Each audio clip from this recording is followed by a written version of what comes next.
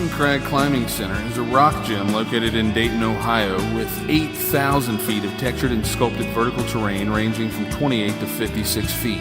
For more info, go to urbancrag.com or call 937-224-CRAG. I'm here to represent the Patterson Family and Patterson Memorial Center.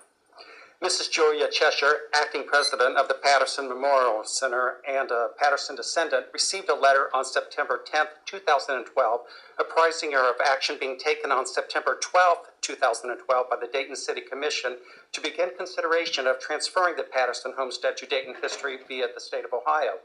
The letter was dated September 6, 2012. Such short notice regarding action on the homestead has placed the Patterson family and the Patterson Memorial Center at a distinct disadvantage, as it has allowed us no time to prepare an argument on behalf of the family. This seems to be a denial of due process to the Patterson family and Patterson Memorial Center and an abrogation of democratic norms. Please note that Jefferson Patterson donated the homestead as a gift to the citizens of Dayton in 1953, and now the city seems to want to discard that gift. The Patterson family and Patterson Memorial Center are extremely dismayed at this action, especially in consideration of the 60-year history in which the Patterson family and Patterson Memorial Center have continually financially supported the operation, maintenance, and programs of the homestead.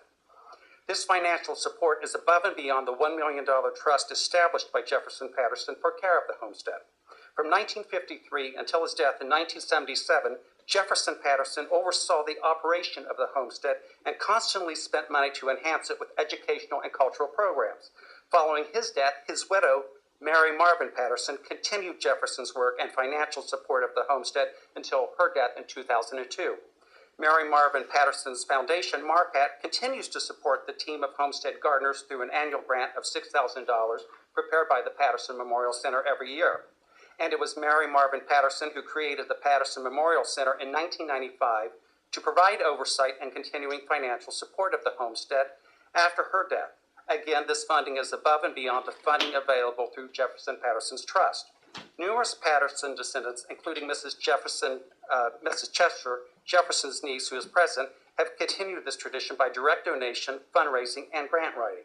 It is a shame that after 60 years of direct and indirect financial support of the homestead by the Patterson family, that the Patterson family, who has never sought any profit in return, has been given no consideration in this matter. The Patterson family and Patterson Memorial Center respectfully request that the City Commissioners postpone consideration of this action to allow adequate preparation of an argument from the Patterson family and the Patterson Memorial Center on behalf of the Patterson Homestead. Thank you. Thank you, Mr. Landis. That's all, Donna. Okay. May I have a motion to approve the city manager's recommendation? Before we do that, I'd like to at least understand this a little better. Can somebody, I mean, I was under the impression that this was something that was highly supported. If somebody could give us a little background on how we got to this point and what's the timing. Let me ask Mr. Hager to come forward, and he's been our lead person on this. Okay. Could give some additional background, Mr. Hager.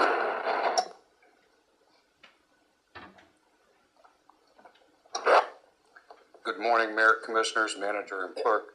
My name is Pete Hager. I'm the Director of the Department of Central Services for the City of Dayton.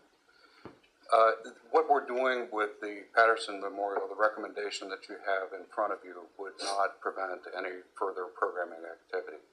The City of Dayton has maintained this property since the 1950s as a community asset in accordance with the terms of the gift from the Patterson family. The idea of the property was that it would always be used, and that is for educational and cultural purposes in the City of Dayton. The city has contracted others to do that property management work, to maintain that property, and to do the programming that actually takes place there to support those educational and cultural functions. Dayton History has been the contractor for many, many years.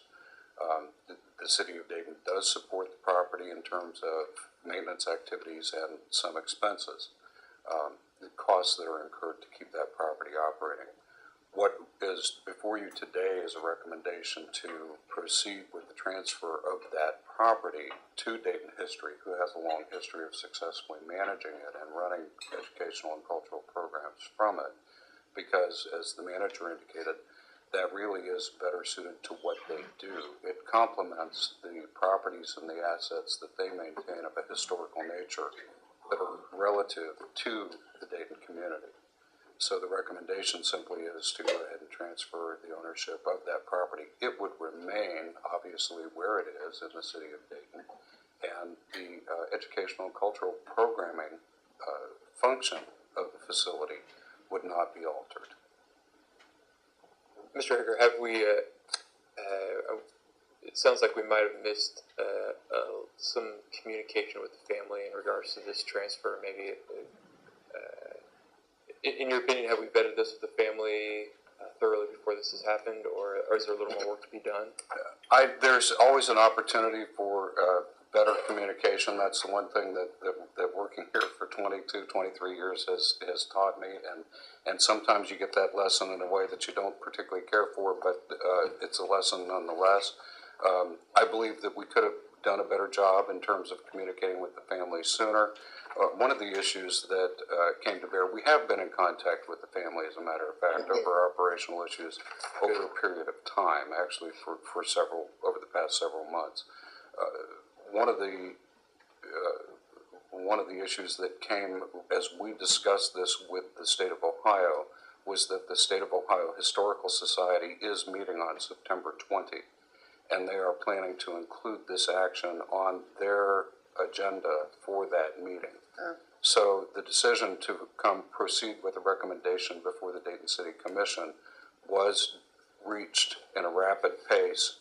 We notified the family the minute that we knew that this would be coming before you today, which was last Thursday, and the mail was deposited. Actually, I had taken it myself to the post office to ensure, instead of sending it through the normal mail process, to ensure that it went out as quickly as we were aware that we would be bringing this item forward for your consideration.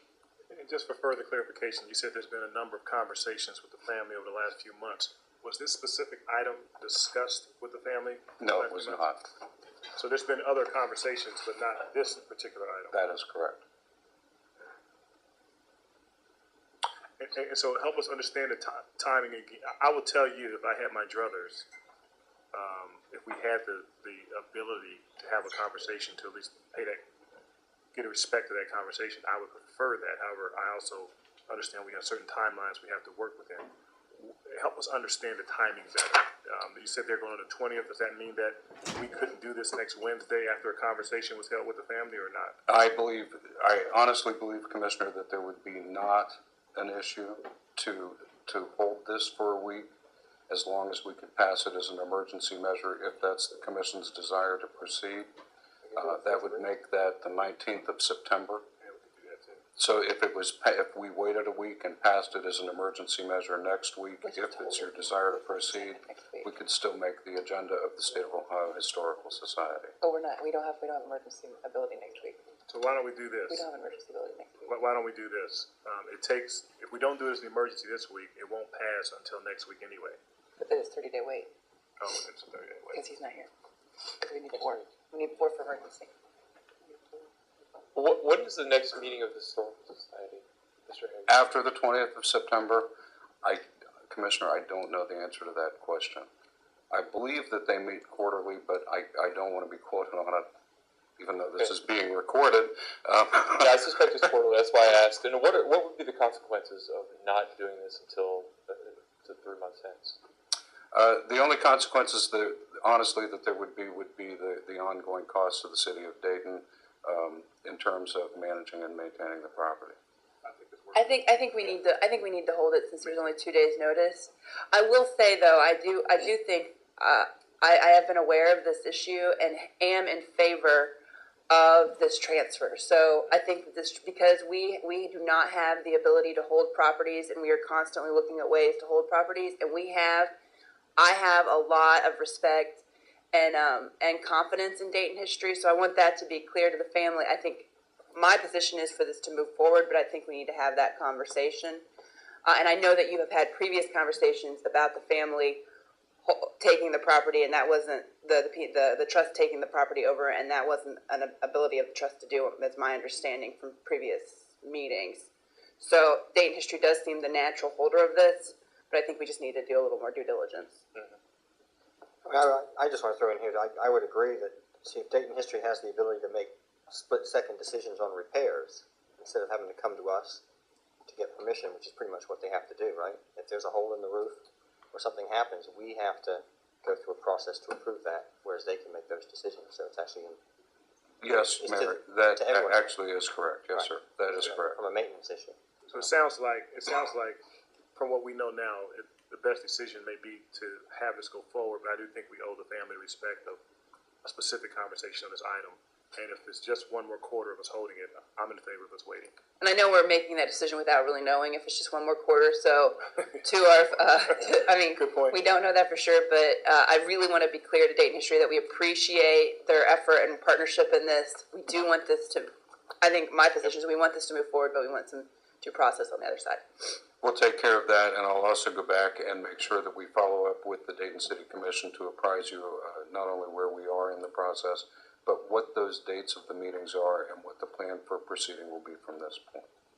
Thank you, Mr. 100 shirts for only $395. 20 shirts for only $100. Greenleaf Printing and Designs has stupendous signage, printed and embroidered apparel, and promotional products for you. They're at 5526 Burkhart Road in Dayton and on the web at greenleafprinting.com.